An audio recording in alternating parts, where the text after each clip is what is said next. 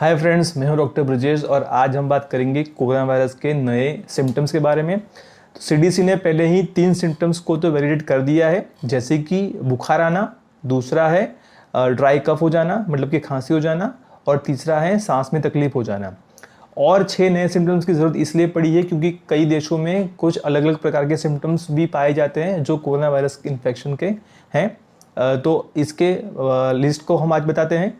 तो सबसे पहले आता है कि चिल्स मतलब कि ठंडी लगना भी एक सिम्टम्स हो सकता है। दूसरा है repeated chills with the shaking of the body मतलब कि ठंडी के साथ साथ हमारी बॉडी भी शेक हो रही है, तो भी ये सिम्टम्स हो सकता है कोरोना इन्फेक्शन का। तीसरा है सर में दर्द मतलब कि हेडेक। चौथा है मसल सेक मतलब कि बॉडी के पूरे स्नायु में दर्द हो जाना। चौथा है कि सोर थ्रोट मतलब कि गला खराब हो जाना, गले में इन्फेक्शन हो जाना या तो फिर गले के अंदर कुछ दर्द हो जाना।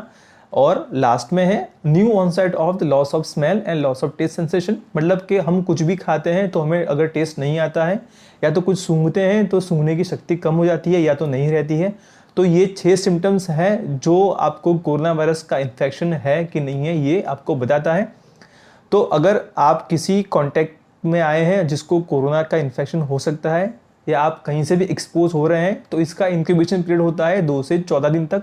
तो अगर आपको 2 से 14 दिन के अंदर किसी की एक्सपोजर के आने के बाद इनमें से कोई भी एक सिम्टम्स या लक्षण अगर आपको दिखना शुरू हो जाते हैं तो आपको यहाँ पे सतर्क हो जाना है और आपका कोरोना वायरल इन्फेक्शन का रिपोर्ट आपको करा लेना है ताकि आपको पता चल जाए कि ये सिम्टम्स के हिसाब से आपको ट्रीटमेंट की ज़रूरत है कि नहीं है।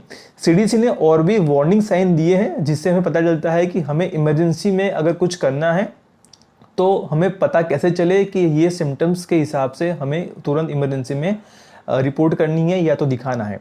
तो उसमें वार्निंग साइंस भी दिए गए हैं। तो सबसे पहला है एक तो चेस्ट पेन, अगर आपको छाती के अंदर बहुत दर्द रहा है, छाती के अंदर आपको ठीक से महसूस नहीं हो रहा है। दूसरा के ट्रबल ब्रीदिंग मतलब कि सांस बहुत फूल रही है, सांस बहुत जा रही है, आपको ठीक से मज़ा नहीं आ रहा है।